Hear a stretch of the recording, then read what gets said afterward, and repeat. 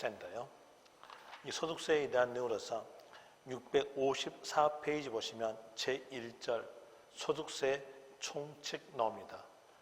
그리고 어떠한 세금이든지 그 세금에 대해서 이해하려면 제일 먼저 그 세금에 대해서 징수할 수 있는 법률적 근거를 아셔야 되는데, 그 법률적 근거가 세자 앞에 있는 단어인 세원이에요.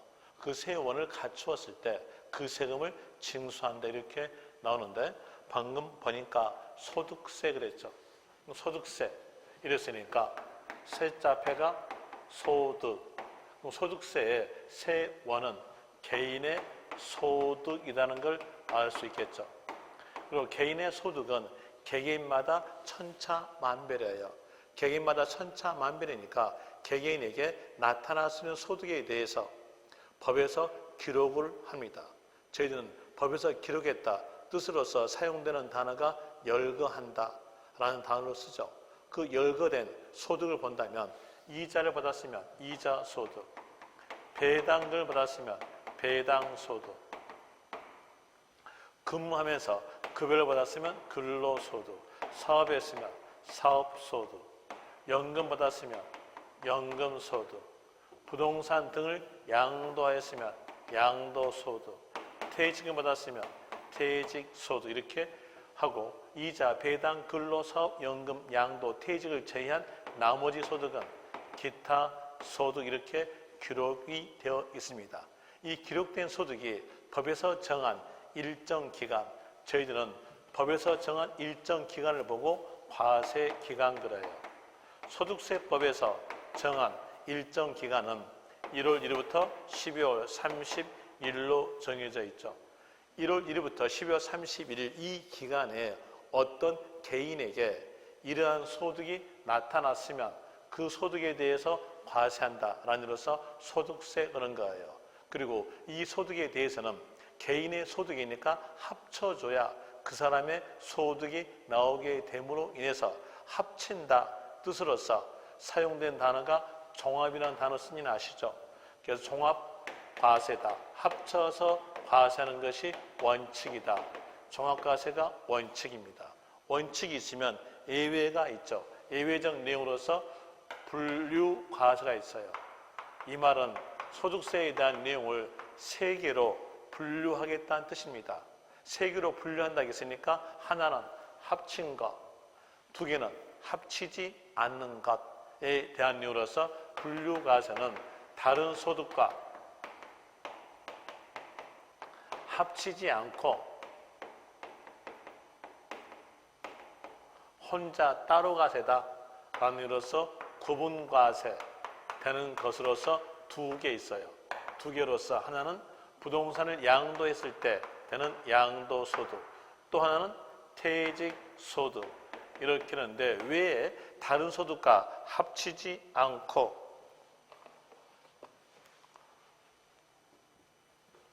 구분과세 하겠는가에 대한 내용으로서 여기서 구분과세 하겠는가에 대한 내용은 합침으로 인해서 세금액이 크게 나오게 되는 걸 보고 저희들은 결집 효과라고 그래요.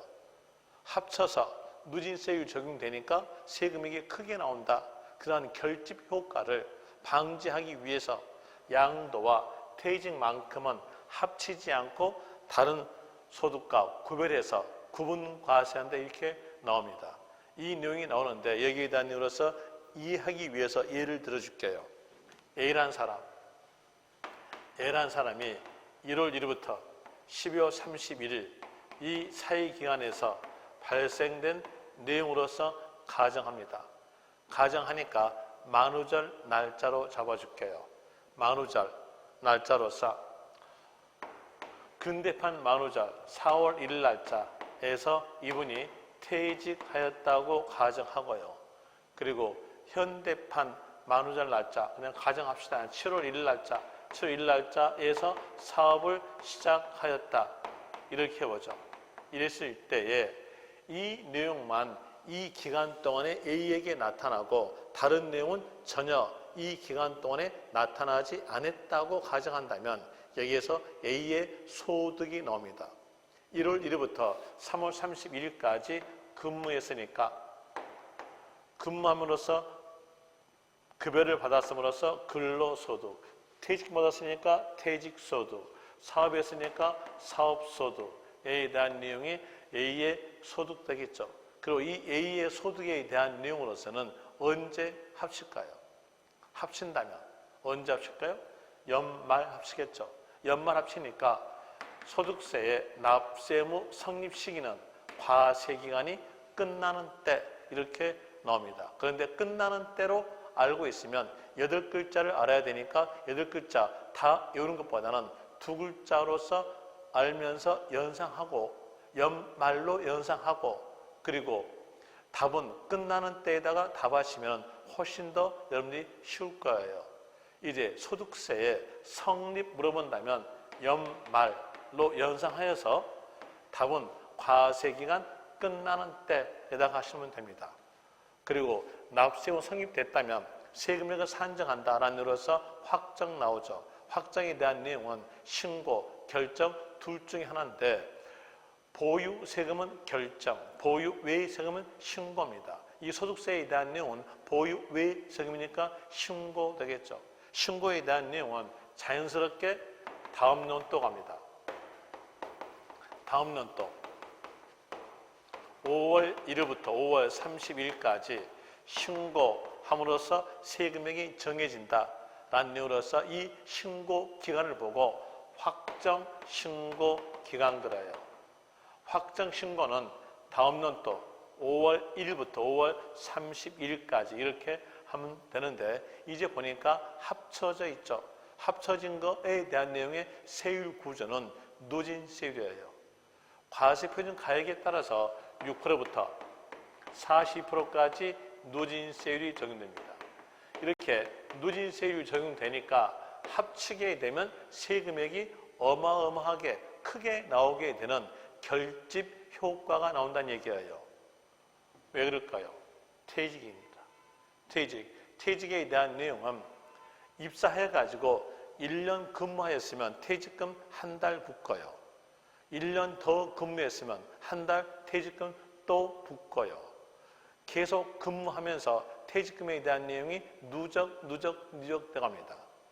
예를 들어서 IMF 발생되기 전에 은행에서 15년 동안 근무하시다가 명퇴했다고 한다면 은행마다 차이는 있겠으나 퇴직금에 대한 이유로서 어떤 은행은 1억 9천, 2억, 2억 1천 이 정도 받고 명퇴했어요.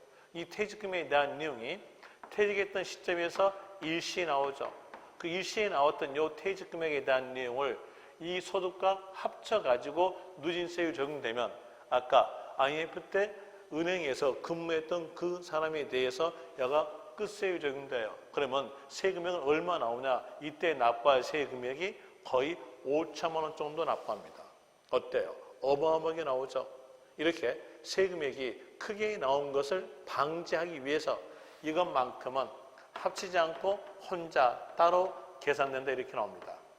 그리고 근로, 사업에 대한 내용은 매년마다 발생되는 소득이에요. 이렇게 매년마다 발생된 소득에 대해서는 합쳐서 신고하죠. 그러면 신고서는 몇 장 될까요? 2장 됩니다. 여기는 합친 거니까 뭐냐면 종합소득세. 혼자 따로 계산되니까 퇴직소득세 되는 거예요. 그래서 이제 알 수 있는 것은 양도와 퇴직을 제외한 나머지 소득은 합친다라는 의미로서 종합소득세. 양도도 혼자 따로 계산, 퇴직도 혼자 따로 계산으로서 양도소득세, 퇴직소득세 이렇게 세 개로 구성됐다고 아시면 되겠죠. 양도소득에 대한 내용으로서 다시 설명을 드리면요, 이렇게 해보죠. 이때 시점, 이때 시점에서 A라는 사람이 토지를 취득하였으면 1년 보유함으로 인해 보유이득 나와요. 1년 더 보유했으면 보유이득 나오면서 누적됩니다. 퇴직금과 똑같은 현상이죠.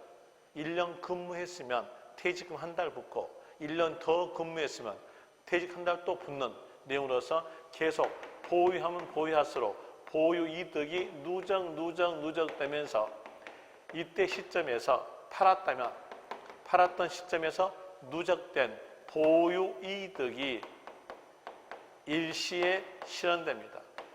이 일시에 실현된 보유이득을 합쳐가지고 누진세율 적용되면 이때도 세금액이 어마어마하게 크게 나오니까 그걸 방지하기 위해서 양도소득세도 혼자 따로 계산해서 신고한다. 그러면 신고서 몇 장 되냐면 석 장 됩니다.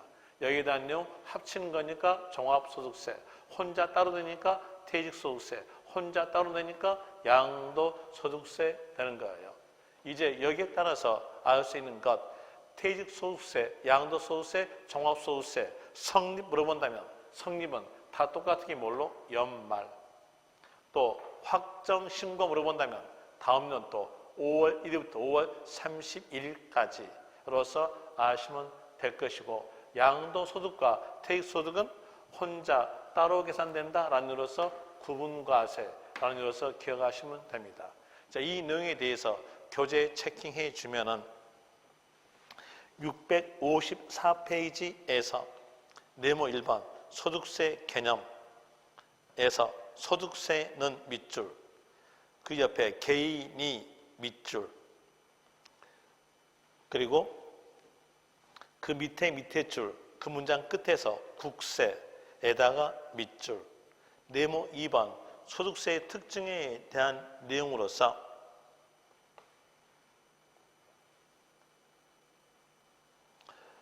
문장 보시면은 순자산 증가설 이렇게 나오는데 그 내용은 알 필요 없고요. 여기서 알 것으로서 1가로에서 개인 단위 과세다. 개인 단위 과세에다가 밑줄. 개인의 소득이니까 당연히 개인 단위일 거고요. 그리고 2가로 열거주의 과세에 대한 읽어보시면 됩니다. 하나, 3가로에서 분류 과세는 기억하셔야죠. 동그라미 3번 분류과세 밑줄, 그리고 그 옆에 다른 소득과 합산하지 않고 그 옆에서 구분하여 거기다가 밑줄, 그리고 그 밑에 줄에서 퇴직 양도소득 밑줄 치면서 양도소득에다가 동그라미, 그리고 6가로 신고 납세 제도에서 현행 소득세는 밑줄, 그 줄 끝에서 과세 기간 밑줄, 1월 1일부터 12월 31일까지 하고 컴마 찍고요. 다음은 또 5월 1일부터 5월 31일까지 확정 신고 밑줄. 뒤로 가셔서 과세 기간 원칙 1월 1일부터 12월 31일까지, 예외사항으로서 사망 나온다면 1월 1일부터 사망일까지 밑줄, 그리고 동그라미 2번에서 국외 이전의 단위로서 출국이죠. 국외 이전 밑에다가 출국 적고요. 그리고 그 줄 끝에서 1월 1일부터 출국날까지 밑줄, 그리고 동그라미 4번에서 납세 의무 및 납세 의무의 범위에 대한 내용은 이미 앞에서 배웠던 거죠. 배웠던 거니까 거기에 대한 내용 체킹만 해드리겠습니다. 체킹에 대한 내용으로서 1가로 거주자 넣으면서 동그라미 2번 거주자 밑줄, 그냥 막바로 적으세요. 문장이 너무 기니까 그냥 적기만 합시다. 거주자 밑에 적는 것은 국내, 국외 모든 소득 이렇게 적고요. 그리고 국외에다가 밑줄 치면서 국내에 5년 이상 주소 둔자가 국외 소득에 대해서 납세 의무를 줍니다. 그리고 그 옆에서 이 가로에 대해서 비거주자 밑줄 치면서 땅땅해 가지고 이렇게 적으세요. 비거주자는 주로 외국 사람입니다. 주로 외국 사람이니까 이때는 국내 소득만 과세 이렇게 적으세요. 이 내용은 앞에서 다 배웠던 내용이니까 거기서 체킹만 해 준 것입니다. 그리고 뒤로 가져서 658페이지에서 3가로에 대한 내용은 모르셔도 됩니다. 버리십시오. 버리고 659페이지에서 납세지, 아까 납세지에 대한 내용으로서 말씀드릴 때 해당된 세금이 국세였다면 그때는 사람이 주어진다겠죠. 주어진 사람이 거주자였으면 주소지, 주어진 사람이 비거주자로 주어진다면 그때 알 것은 국내 사업장 소재지 관할 세무서. 그러면 체킹 되겠죠. 1가로에서 거주자에 대한 소득세 납세지는 주소지, 2가로 비거주자에 대한 소득세 납세지는 국내 사업장 소재지. 그리고 3가로에 대한 내용과 4가로에 대한 내용은 공무원 시험에서도 잘 나오지 않은 거니까 버리시면 됩니다. 공무원 시험 공부하실 분은 기억하시고요. 넘어가고요. 자, 이렇게 해서 소득세 개별적 내용을 마치고 그리고 양도소득세 가는데 이 양도소득세에 대한 내용으로서도 일부적 내용만 이번 코스에서 설명하고 진도를 마칩니다. 이번 코스에 설명할 것은 양도냐 양도 아니냐 이 내용만 설명해 드릴 거예요. 거기에 대한 이유로서 양도의 뜻 봅니다. 양도의 뜻.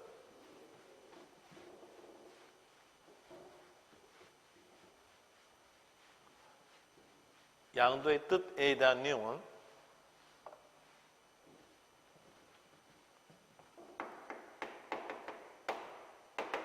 과세 대상물에 해당이 되고 대가를 받고 상대편에게 사실상으로서 소유권 이전되었다 하면은 양도다 이렇게 나온 내용이에요. 여기에 해당이 되었을 때 양도소득세 과세됩니다. 여기에 해당되지 않았으면 양도소득세는 과세하지 않고 다른 세금이 적용된다. 이 내용으로서 양도소득세에 대한 내용이 소득세에서 배웠던 내용과 연결해가지고 우리 교재에서는 제1절 양도소득세 특징 및 용어의 정의에 대한 이유로서 677페이지에 설명되고 있는데 여기도 앞에서 배웠던 내용이니까 체킹하는데요. 체킹에 대한 내용으로서 1가로 양도소득에 대한 내용으로서 밑에 줄, 밑으로 둘째 줄, 첫 글자 동안에 이렇게 나온 줄, 그 줄의 끝 정도 가시면 보유이익, 거기다가 밑줄, 보유이익, 그 밑에 줄에서 실현됨으로써 발생된 이익, 밑줄, 연결하면 보유이득의 실현, 거꾸로 된 내용으로서 연결시키면 실현된 보유이득에 대해서 과세한다. 이 내용이 바로 양도소득이에요. 양도소득은 실현된 보유이득 과세다. 이런 내용을 거기 한 문장으로서 석줄로서 적어져 있는 것이고요. 그 다음에 2가로 양도소득세에서 한 문장으로서 속줄인데 그 문장 끝 보세요. 끝 보니까 분류하여 양도소득세로서 과세. 이 말은 아까 배웠던 분류과세도 밑에다 적으세요. 다른 소득과 합산하지 않고 구분과세. 다른 소득과 합산하지 않고 구분과세라고 적으시면 됩니다. 그 다음에 네모 2번에서 양도소득세 특징 1가로 개인 단위 과세. 개인에다가 동그라미. 설명드리면요. 개인이 부동산 등을 양도했을 때 적용되는 세금은 양도소득세. 법인이 부동산 등을 양도했을 때 적용되는 세금은 법인세입니다. 이제 여기에서 개인이 이렇게 돼야 된다는 거 아시겠죠? 양도했던 주체는 개인이라는 것으로서 개인에다가 동그라미 치면 되고요. 2가로에 대한 내용과 3가로에 대한 내용 모르셔도 됩니다. 4가로 유상으로 사실상 이전. 자, 체킹하십시오. 양도소득세는 과세 대상물이 등기, 등록에 관계없이, 이 말은 사실상이에요. 매도, 교환, 법인에 대한 현물 출자 등을 통하여 그 자산이, 여기서 그 자산이라는 말은 과세 대상물, 과세상물을 유상으로 사실상 이전되는 경우에 한하여 과세된다. 그러면 양도에 대한 내용은 과세 대상물에 해당이 되고, 대가 받고 사회상 소유권 이전, 요 세 개를 전부 다 갖추었을 때 양도다. 이 셋 중에서 하나라도 빠지면 양도가 아님으로 인해서 양도소득세는 과세하지 않고 다른 세금이 과세된다. 이걸 알려준 문장이 방금 체킹했던 내용의 문장입니다. 그럼 셋 중에서 하나라도 빠지면 다른 세금이 적용된다 하였으니까 거기에서 예를 들어봅시다. 토지를 무상으로 소유권 이전하다 이랬으면 여기에서 무상 그랬으니까 유상이 빠졌죠. 그럼 이 경우에 대해서는 양도가 아니에요. 양도가 아님으로써 양도소득세 과세하지 않고 다른 세금이 과세됩니다. 다른 세금은 사망 시점에서 무상 이전이었으면 상속세, 생전에 무상 이전이었으면 증여세가 과세되는 거예요. 또다시 보죠. 토지를 유상으로 취득하다 이랬으면요. 이때에 대한 내용은 똑같은 유상거래였으나 사실상 이전이 아니죠. 취득이죠. 취득이니까 양도소득세 관련이 없고 적용되는 세금은 취득세가 적용된다 이렇게 나오게 될 것이고요. 또다시 토지를 보유한다 이랬으면 그때는 토지 물건 들어갔으나 사실상 이전이 아님으로써 양도가 아니게 되겠죠. 양도 아니므로 양도소득세 과세하지 않고 다른 세금이 과세됩니다. 보유니까 재산세, 일정 금액 초과 보유했으면 종합부동산세 과세됩니다. 또다시 해보죠. 토지가 수용되다 이렇게 나왔으면 토지 물건 들어가고요. 수용됨으로 인해서 그 토지의 소유권은 국가 또는 지방자치단체에게 이전되고 국가, 지방자치단체로부터 보상금 받죠. 받았으니까 대가 있고 소유권 이전됐음으로써 양도다 이렇게 나오져요. 그래서 양도에 대한 내용은 이 세 개를 전부 다 갖췄을 때 양도입니다. 그 내용까지 알고 다시 이제 여기에 대한 내용을 우리가 잘 쓰는 말로 표현합시다. 잘 쓰는 말로 표현한다면 여기에서 대가 받고 사회상 소유권 이전, 여기에 대한 내용은 팔다입니다.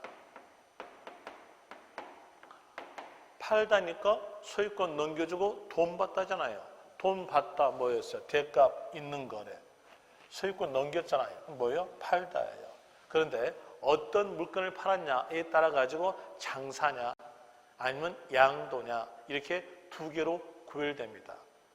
여기에서 장사에 대한 내용으로서는 판매 목적의 물건, 저희들은 판매 목적의 물건을 보고 상품 그려요. 상품을 팔았다 그러면요, 그때는 당연히 장사죠. 장사니까 보상은 뭘로 함으로써 사업소득, 사업소득은 다른 소득과 합쳐서 종합소득세가 과세된다 이렇게 되게 될 것이고요. 그리고 사용 목적, 이제 판매 목적이 아니라 사용 목적이었어요. 저희들은 사용 목적의 자산을 보고 고정자산 그래요. 고정자산은 부동산에 대한 내용과 주식 이렇게 두 개로 구성됐죠. 이 사용되는 자산을 팔았다고 하였으면 그때가 양도다 이렇게 나오게 됩니다. 이제 여기에 대한 내용 알았으면 여러분의 직접적 내용에다 맞춰봅시다.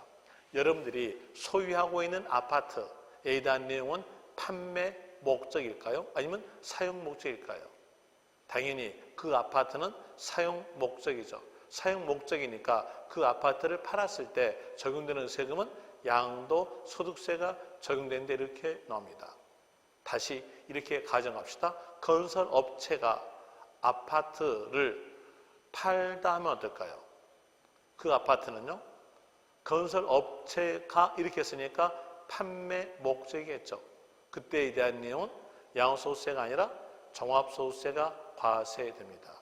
이 내용을 문장으로 하여 볼 때 부동산을 팔다 앞에가 건설업체란 전제말이 없이 부동산, 아파트 이렇게만 나왔어요. 그랬으면 그때에 대한 내용은 양도소득세 되겠죠. 왜? 이 부동산은 사용 목적이니까요. 그런데 부동산 앞에다가 아까처럼 건설업체가 판매 목적의 부동산을 팔다 이렇게 나온다면요. 여기에 대한 내용 어떨까요? 사업소득의 단위로서 종합소득세 과세예요. 양도소득세 과세하지 않은 겁니다. 그래서 포인트는 뭐였을까요? 지문이 엄청나게 여기에서 길게 글자가 적어지겠으나 포인트는 뭐였어요? 판매 목적. 판매 목적이라는 단어가 있으면서 부동산 아니면 다가구 주택 아니면 또 아파트 이런 말이 있다면 거기에 대한 내용에 대해서는 종합소득세 과세된다 하시면 됩니다. 또 판매 목적이라는 말이 없다 하더라도 문장에서 상품인 이렇게 나오면 이 상품에 대한 내용이 곧 바로 판매 목적이니까 똑같게 종합소득세 과세되겠죠. 그리고 저희들은 상품을 보고 재고자산 그래요. 그래서 재고자산인 부동산 이렇게 나오면 이것도 마찬가지로서 종합소득세 과세다 이렇게 되는 것이고요. 그리고 부동산은 형체가 있는 거죠. 형체가 있는 거니까 이제 형체 없는 것은 양도소득세 물건이 아니다는 것을 여기서 알려줘요. 이 부동산 단어 자체로 알린다는 얘기예요. 그러면 형체 없는 거, 없을 무자, 형체 채자, 무채 재산권은 양도소득세 과세 대상물이 아니다. 이런 것을 알 수 있겠죠. 그리고 형체 없는 권리에 대한 내용은 엄청나게 많이 있겠으나 그 중에서 3개만 기억하세요. 특허권, 의장권, 실용실황권 이렇게 엄청나게 많이 있겠으나 3개만 기억하시면 됩니다. 세계적 내용으로서 광업권, 형체 없으니까 양도소득세 과세상물이 아니다. 어권에 대한 내용도 형체 없으니까 양도소득세 과세상물이 아니다 하시고요. 그리고 영업권에 대한 내용도 과세상물이 아니다 이렇게 하시면 됩니다. 그리고 부동산에 대한 내용이 양도소득세 물건에 들어간다 하였으니까 준부동산은 들어가지 않겠다는 뜻이에요. 여러분들이 학교로 시간에 배웠던 준부동산에 대한 내용 상기하시면 됩니다. 준부동산에 대한 내용이니까 차량, 기계, 장비, 선박, 항공기는 양도소득세 물건에 들어가지 않는다 이렇게 나오겠죠. 여기까지에 대한 내용으로서 아주 간결한 내용인데 여러분 시험에서 이 내용이 6번 출제했어요. 나왔던 것으로서 판매 목적 한번 나왔고요. 그리고 기계 장비에 대한 내용으로서 2번 나왔고요. 그리고 또 영업권에 대한 내용이 여러분 시험에서 4번인가 출제된 내용입니다. 이제 여러분들은 아는 것은 부동산에 대한 내용과 주식에 대한 내용이 양도소득세 과세 대상물 하시면 되겠죠. 부동산이니까 형체 있음으로써 형체 없는 무채 재산권 들어가지 않는다. 준부동산 들어가지 않는다는 것도 알 수 있는데 여기에서 부동산에는 부동산 권리가 포함됩니다. 이 부동산 권리가 포함되는데 이 부동산 권리가 왜 포함되겠는가에 대한 이유로서 민법에서 배울 때 부동산에 관한 권리는 용익 물건이라고 배웠을 거예요. 용자가 사용할 용, 익자가 수익, 이익. 사용되는 권리란 얘기예요. 사용되는 거니까 사용되는 물건으로서 고정자산에 들어간다는 뜻이에요. 그래서 부동산 권리가 부동산에 포함되는데 여기에 대한 내용으로서 지상권 사용되는 거니까 해당이 되겠죠.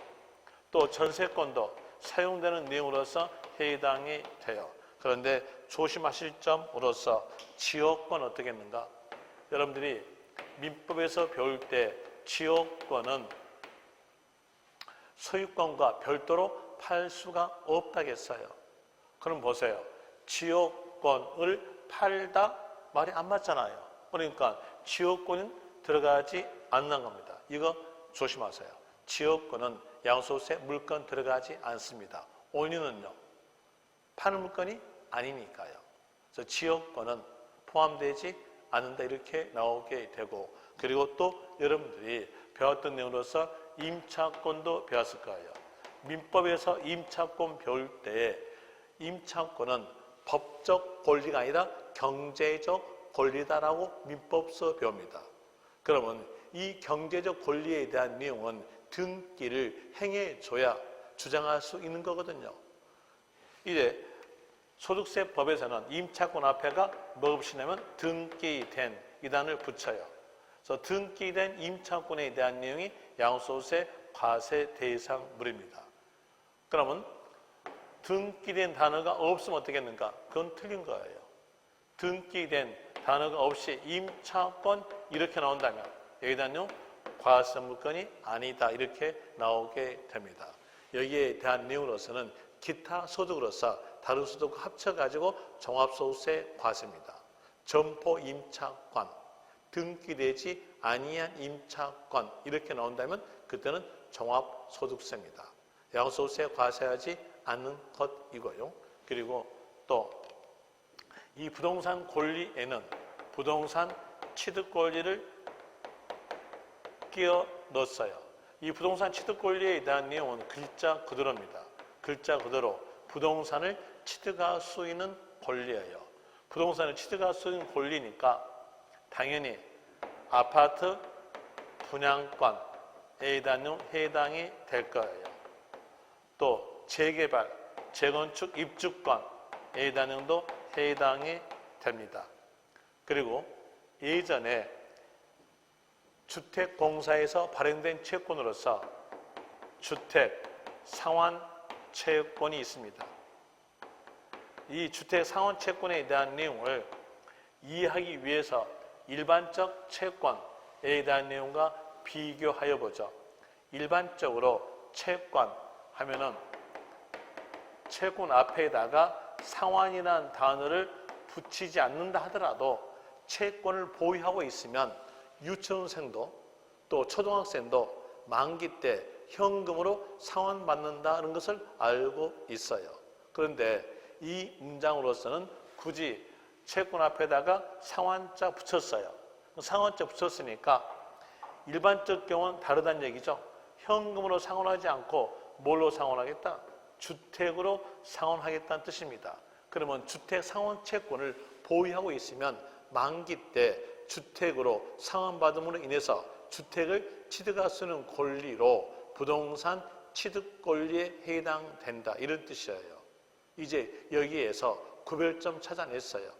찾아낸 것은 채권 앞에 상환이라는 단어가 있고 부동산이 있으면 부동산 취득 권리, 채권 앞에 상환이라는 단어가 없으면 만기 때 현금 상환 받으니까 현금 취득 권리로서 양도소득세 물건이 아니다는 거예요. 그래서 포인트가 바로 상환 단어예요. 그래서 상환 단어가 있는가 없는가 보고 없으면 그 채권은 현금 취득 권리, 상환 단어가 있으면 그때는 부동산 취득 권리 하면 되겠죠. 한번 해볼 때 토지, 보상, 채권 그러면요. 현금 취득 권리로서 들어가지 않죠. 또 주택 채권 나왔어요. 그러면 채권 앞에 상환자 없죠. 해당 사항 없다는 겁니다. 또 토지 상환 채권 나왔어요. 그러면 채권 앞에 상환이란 단어가 있고 그리고 토지 이렇게 나왔으니까 부동산 취득 권리로 해당된다는 거죠. 이런 일로서 고려하시면 되고요. 그리고 아파트가 당첨됐어요. 아파트 당첨됐으면 계약금을 지급함으로 인해서 아파트를 양도할 수 있는 권리가 발생됩니다. 이 내용은 아파트를 취득할 수 있는 권리에 대한 내용으로서 부동산 취득 권리에 들어가져요. 계약금만 지급 상태에서 부동산을 양도할 수 있는 권리에 대한 내용으로서 이 내용이 아파트의 당첨의 의미니까 부동산 취득 권리에 해당되는 겁니다. 이거 기억하세요. 계약금만 지급 상태에서 부동산 양도성 권리에 대한 내용이 여러분 시험에서 몇 번 출제했냐면 여기다 3번 출제했어요. 3번 출제했으니까 기억하세요. 부동산 취득 권리라고 기억하시면 됩니다. 이 내용이 부동산에 관계된 내용이었고, 그리고 고정자산에 대한 내용이 부동산과 주식으로 구성됐다고 했으니까 주식 쪽으로 갑니다. 이 주식 쪽에 대한 내용으로서는 세부적 내용은 알 필요 없고요. 포괄적 내용만 기억하시면 돼요. 왜 그러냐면 이 세법에 대한 내용이 주식 세법이 아니라 부동산 세법이니까 부동산에 대한 내용으로서 주식에 관계된 내용은 포괄적 내용만 아시면 되는데, 주식은 공개된 법인의 주식과 공개되지 아니한 법인 주식 이렇게 두 개로 구성됐습니다.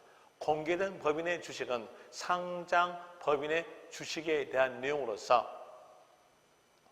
증권시장을 육성하기 위해서 대주주에게만 과세합니다. 그럼 반대로 소액주주는 과세하지 않겠다는 뜻이에요. 상장 법인의 주식에 대해서 코스닥, 코스피 주식에 대해서 우리가 주식을 팔았을 때 양도소득세 납부해 이렇게 나온다면 우리가 과연 주식 거래 할까요? 하지 않겠죠. 그럼 이제 아는 것은요.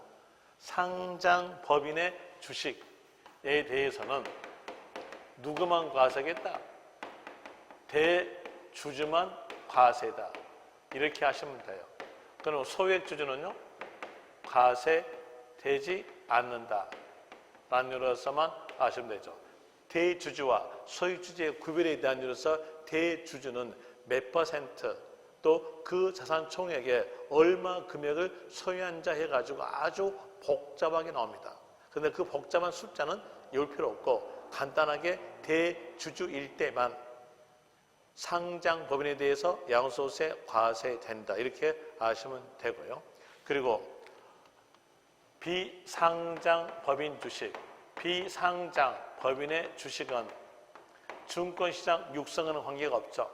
여기다 내용은 장외거래 주식이에요.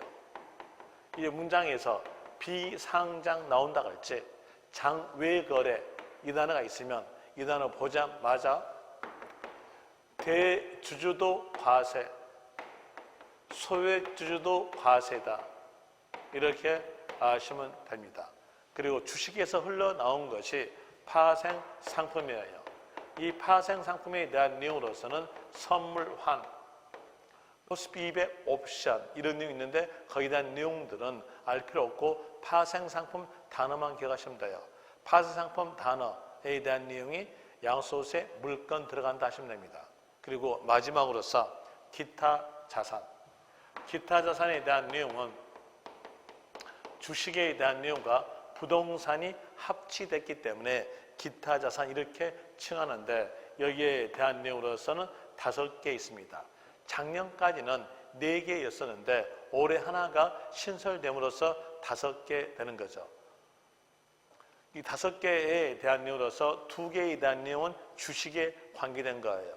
주식에 관계된 내용으로서는 여러분의 시험에서 나오지 않으니까 또 답으로 만들지 않을 거니까 나온다면 맞게 나올 거니까 거기까지는 외울 필요가 없어요. 거기에 대한 내용으로서 페이지 보시면 682페이지 볼 때에 3가로 특정 법인의 주식 양도 거기에 대한 조건이 3가지 조건으로서 엔드 조건입니다. 그런데 그 3가지 엔드 조건에 대한 이유로서 시커먼스 1번과 2번 그리고 시커먼스 위에 있는 숫자를 전부 다 기억하기 힘들어요. 힘드니까 그 숫자 외울 필요 없이 이렇게만 하시면 돼요. 특정 법인의 주식에 대한 내용은 50조건, 50조건, 50조건을 다 나오면 기타 자산 하시면 됩니다. 이렇게만 하시고요. 그 다음에 또 다시 거기에서 사가로 특수 업종을 영위하는 법인 주식 양도, 여기에 대한 내용도 조건 3개에 대한 내용이 엔드 조건이에요. 그 내용을 전부 다 외울 수가 없으니까 이렇게만 하시면 됩니다. 부동산, 과다, 보유, 법인.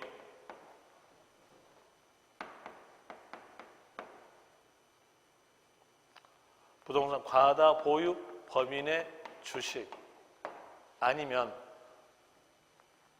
부동산 관련 업종 법인의 주식, 이런 내용으로 써면 아시면 될 것이고요. 그리고 이번에 하나 신설된 건 꼭 기억하세요. 꼭 기억할 것으로서 이축권입니다. 여러분 교재는 없어요. 이 내용을 적으세요. 이축권 적으십시오. 여러분들이 공법에서 배웠던 내용이죠. 개발제한구역 내에서는 상가에 대해서 신축할 수 없도록 하였어요. 그러면서 이 이축권이라는 말은 건물을 신축할 수 있는 권리입니다.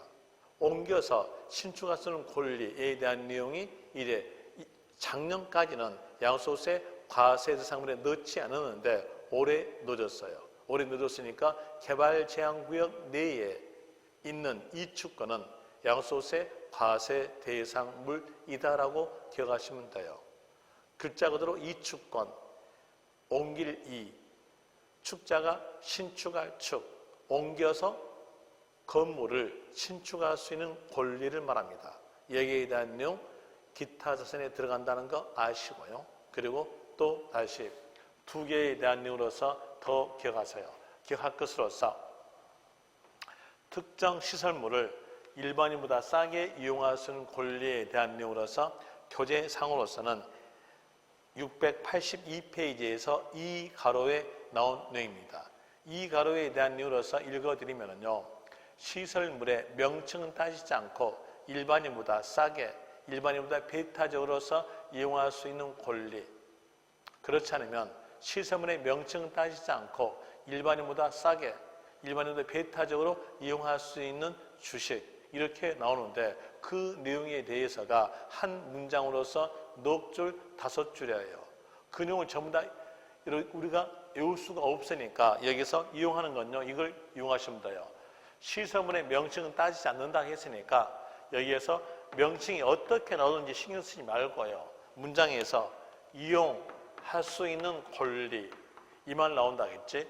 아니면 해용권 이 말이 나온다면 이 단어 보자마자 기타 자산으로서 양도소득세 과세 대상물 하시면 됩니다. 한번 해볼 때 콘도미니엄 이용권 들어가겠죠? 골프 회용권 해당되겠죠? 고급 사교장 이용권에도 해당됩니다. 그러면 주주 회용권 어떨까요? 믿으세요? 돼요? 끝에 뭐 있었어요? 회용권 였으니까 해당이 됩니다. 이거 기억하세요. 주주 회용권 에 대한 내용도 끝에가 회용권이라는 단어가 있으니까 기타 자산으로서 해당이 된다. 이렇게 아시면 되고요. 또 마지막으로서 있는 것이 여러분 교재상으로 있는 내용으로서 682페이지에서 1가로예요. 1가로로서 사업용 고정자산과 함께 양도한 영업권입니다. 이 말은 영업권 앞에다가 형체를 만들어주면 기타 자산이라는 뜻이에요. 그럼 반대로 영업권 앞에 형체가 없다면 그건 무채자산권으로서 양도소득세 과세상물이 아니겠다는 것을 알려준 내용이 바로 1가로에 대한 내용이었습니다. 그럼 여기에서 이제 알 것. 영업권 앞에다가 형체를 만들어주면 기타 자산이다. 형체 만든 것, 부동산이란 단어를 붙이게 되면 그때에 대한 형체가 만들어진 거죠. 또 고정자산이라는 단어를 붙여도 형태를 만들어진 것이고 그리고 부동산의 권리는요. 부동산 권리는 사용된 거니까 함께 양도한 영업권에 대해서도 기타 자산에 들어가는데, 만약에 단순하게 영업권 이렇게만 나왔으면 형체 만들지 않았으니까 무채자산권으로서 포함되지 않는다. 이게 바로 양도소득세 과세 대상물입니다. 이번 코스는 여기까지만 설명하고요. 그리고 문제 풀어드릴게요. 685페이지에서 예제 문제 하나 풀어드리겠습니다. 양도소득세 과세 대상 설명 틀린 것 돼 있어요. 틀린 겁니다. 1번 무상. 무상이니까 뒤에서 과세 대상이 되지 아니한다. 대가성 없는 내용이니까 틀렸죠. 예단 내용 과세 아니다 했으니까 맞겠죠. 양도의 뜻은 대가 받고 소유권 이전되는 거예요. 무상이니까 뒤에서 과세 대상이 되지 아니한다로 나왔음으로써 맞는 문장이고요. 2번 지상권은 과세 대상이다. 맞겠죠. 사용되는 권리니까요. 그 다음에 2번 건물과 함께 양도한 영업권. 영업권 앞에 건물이라는 형체 만들어냈죠. 그러면서 기타 자산으로서 과세 대상이다. 맞고요. 4번 법인의 주식을 소유한 것만으로서 시설물을 배타적으로 이용. 어떤 단어 나왔어요? 이용. 이용 단어 나왔으니까 기타 자산으로서 끝말은 과세 대상이다. 맞겠죠. 5번 등기되지 않은 부동산 임차권의 양도는, 자, 임차권 앞에 등기된 단어 없죠. 그럼 여기 대한 내용은 양도소득세 과세 대상물이 아니게 됩니다. 그런데 문장에서는 과세 대상이다 틀렸죠. 답은 거기에서 5번 됩니다. 이렇게 해서 양도소득세 일부적 내용까지 마침으로 인해서 이번 진도를 마치고 그리고 다음 진도로 넘어가는데, 다음 진도에 대한 순서는 이렇게 할 거예요. 조세 총론에 대한 내용이 가장 기본적 내용이니까 총론 내용을 먼저 해드리고 난 다음에 양도소득세 다시 해줘요. 다시 해주면 이번 배웠던 내용이 상기가 되면서 연결까지 되면서 충분하게 이해가 될 거예요. 양도소득세 해주고 그 다음에 이제 취득세 그리고 재산세 이런 내용으로서 진도 나가겠습니다. 이렇게 해서 진도를 마치고 다음 시간에 뵙겠습니다. 고생했습니다. 수고하셨습니다.